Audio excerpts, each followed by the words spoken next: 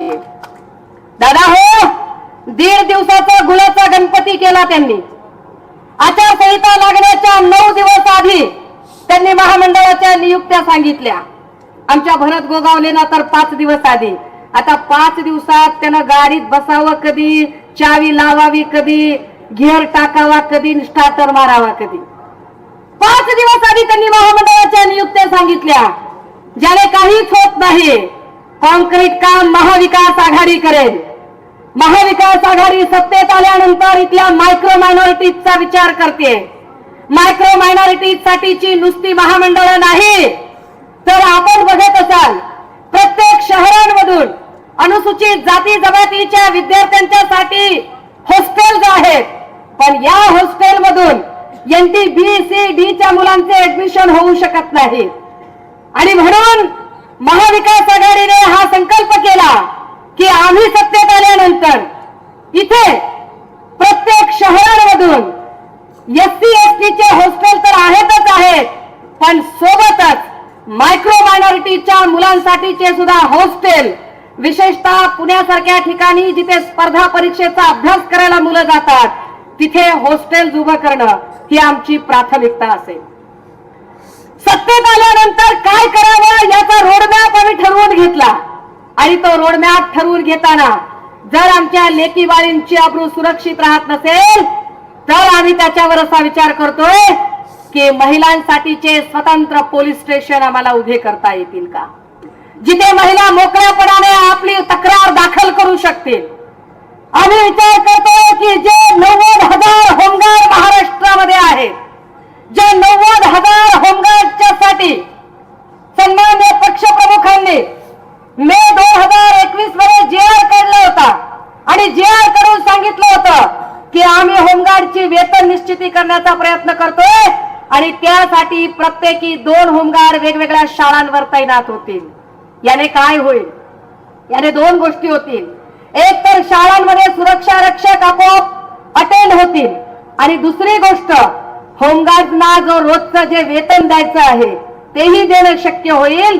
Partly संस्था करेल, partly government करेल. या पद्धतीने आम्ही होमगार्डचं सुद्धा व्यवस्थापन करण्याचा प्रयत्न करू.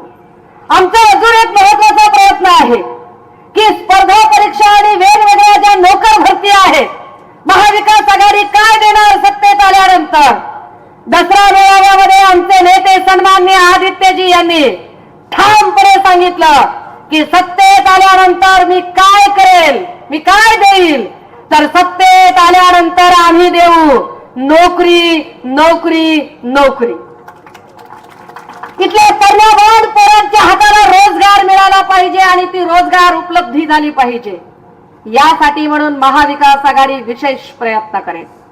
आणि तो प्रयत्न करत असताना महत्वाची गोष्ट, आउटसोर्सिंग आणि वेंडिंग पद्धतीनं ज्या परीक्षा कंपन्या भरवत आहेत, ठेकेदार लोकांच्या हातात परीक्षा भरती गेलेली आहे, ती ठेकेदार लोकांच्या हातात परीक्षा पद्धती न जाता ती परीक्षा पद्धती पुन्हा एकदा राज्यसेवेच्या मार्फत करून राज्यसेवा आयोगाला बळकट करण्याचं काम महाविकास आघाडी करेल. महाविकास आघाडीने संकल्प केला आहे.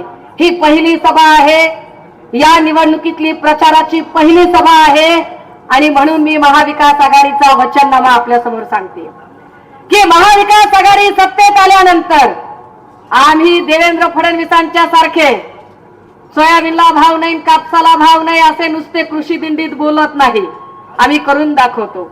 मला आनंद आणि अभिमान आहे की सन्मान्य पक्षप्रमुख उद्धव साहेब मुख्यमंत्री असताना एका अंगठ्यावर प्रत्येक शेतकऱ्याची कर्जमाफी त्यांनी केली आणि 7/12 कोरा केला.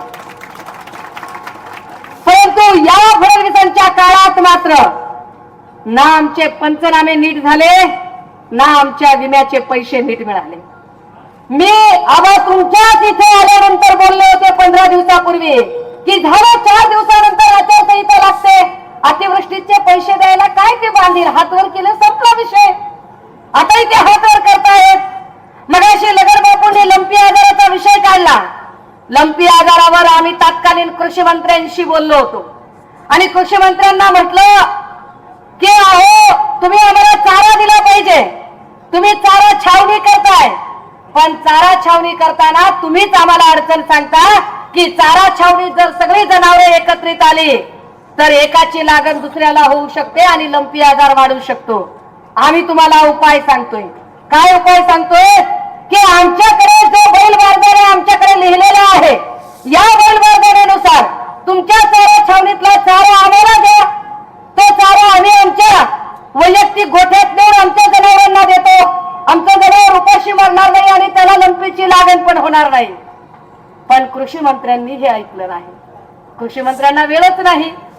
कृषी मंत्र्यावरून आठवलं आबाच्या उमेदवारी अर्जाच्या निमित्ताने गेवराईबद्दल सातत्याने फोन यायचे. खरंय का? मग खरंय का? मग देणारच आहेत का? मग आबाच आहेत का?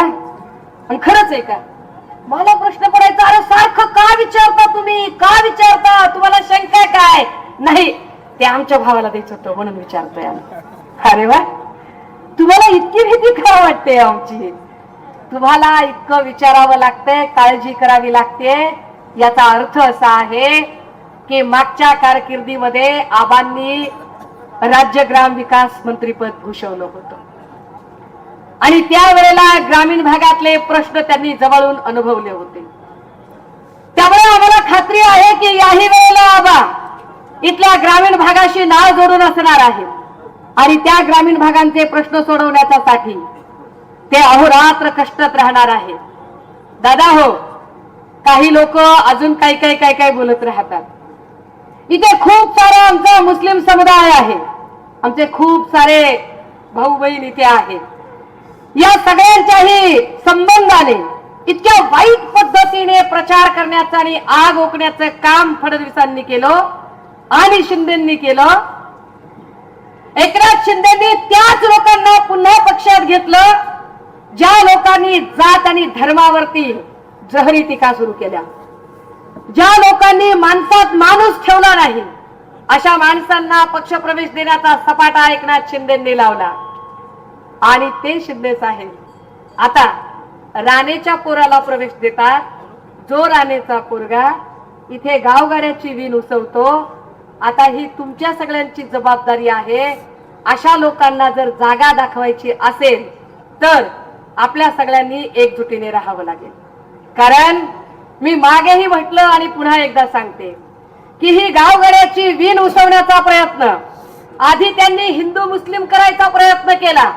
पण जेव्हा त्यांच्या लक्षात आलं की मुस्लिम भाऊ संयमी आहे, हिंदू भाऊ समजूतदार आहे, हिंदू मुस्लिम अशी दंगल होऊ शकत नाही, मग त्यांनी मराठा ओबीसी असं नाटक करायचं सुरू केलं. जेव्हा की इथे मराठा ओबीसी सगळे गुन्हे गोविंदाने नांदणारे आहेत. मगाशी आबांचा फॉर्म आम्ही भरायला गेलो.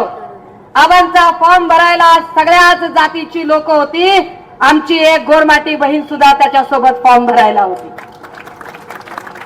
ही आमच्यासाठी आनंदाची गोष्ट आहे की मराठा साडी माळी कोळी तेली तांबोळी आतार भगवान सुतार लोहार कुंभार ही सगळ्या प्रकारची माणसं आमच्या सोबत आहे. आणि या सगळ्या प्रकारच्या माणसांना एकच वाटतं की जात आणि धर्माचं राजकारण करू नका, इथल्या विकासाचं बोला, शेतमालाचं बोला. आणि म्हणून आम्ही शब्द देतो की आमचा जो सोयाबीनचा आणि कापसाचा जो प्रश्न वारंवार प्रलंबित राहतो, या प्रश्नाचा तोडगा काढायचा असेल, वाढपी चांगला असेल तर वाढ चांगली होते दादा हो. आणि म्हणून बीड जिल्ह्याला जर वाढपी चांगला पाहिजे असेल, वाढ चांगली पाहिजे असेल तर बदामराव आबाच्या रूपानं वाढपी आपला असला पाहिजे. तो वाढपी आपल्याला द्यायचा.